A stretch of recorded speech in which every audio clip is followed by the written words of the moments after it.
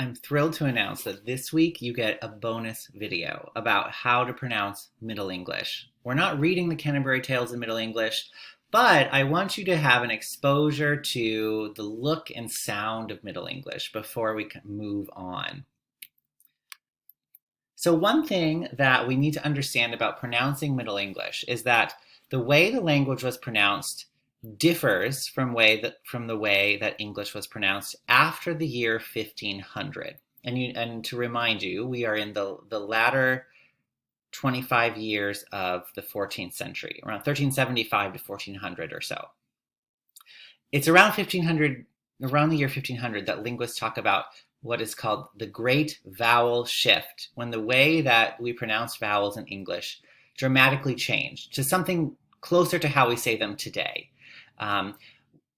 As a way of putting it crudely and quickly, we could say before 1500, a lot of the vowels in English were pronounced like a Romance language, like Spanish, for example. And I'd like to demonstrate that for you with this simple chart. So we've got these Middle English words right here that, if we read them like we'd say them today, look like the words mine and sight. That's what words they are. But they're pronounced using this vowel from meat, mina and sicht. And here we have the words me, meat, meat in modern pronunciation. But in Middle English, you'd say may, mate, mate. So if you're talking about me, you say may. That's how you would do it in Middle English. Bega, reda. Here we have the word mate, but it'd be pronounced mat. Here we have the word house, but we'd pronounce it hus. And then we've got the word boot. Both of these are the word boot, but you'd say boat. And I'm trying to make this bar disappear so we can look at this last one. We've got luff and oak, like an oak tree.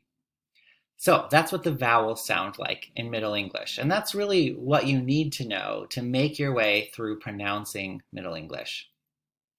And that's exactly what I'd like you to do now. I'm going to be reciting the first 18 lines of the general prologue, reading from this page, reading them in Middle English. And I'd really like you to read along with me. Now, I can't really creep out of my camera and make sure that you're doing it with me. So I'll just plead you to do it. Okay, so without further ado.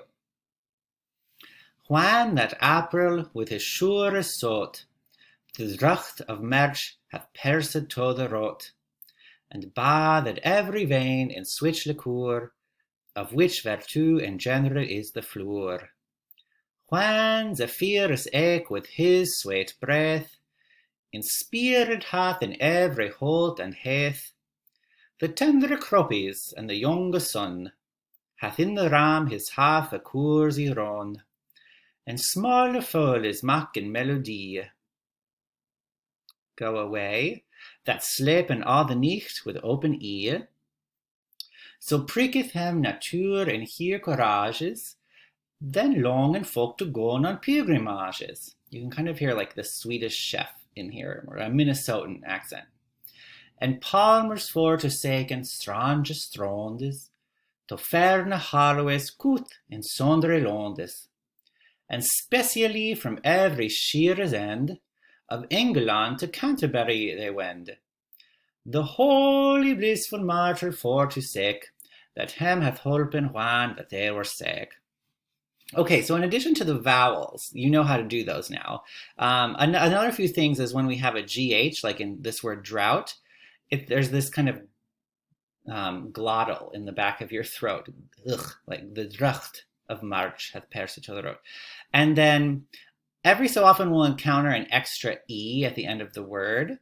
And those get pronounced only if they maintain the rhythm of the line. So for here, we have sweet breath, but because we like the beat of it, sweet breath, then you would make that sound. And here, young son. You could say young son if you were talking in Middle English, but if it's poetry and you want to keep the meter consistent, you'd say younge son. Also, oops, lost it. Also, this is a Middle English form of the past tense. So let's see, what's this sentence about? Zephyrus running his course in the ram, very into astrology in the Middle Ages, just like millennials and Gen Z. He had run half of his course. This is a form of past tense in Middle English, e-run. Okay, that might have sounded super overwhelming. No one's going to make you pronounce or recite anything in Middle English, but I just wanted to make sure that you had an exposure to it, so you know what it may have sounded like, and also how Chaucer is making poetry out of Middle English sounds that we don't really have anymore. So that is your bonus video on pronouncing Middle English.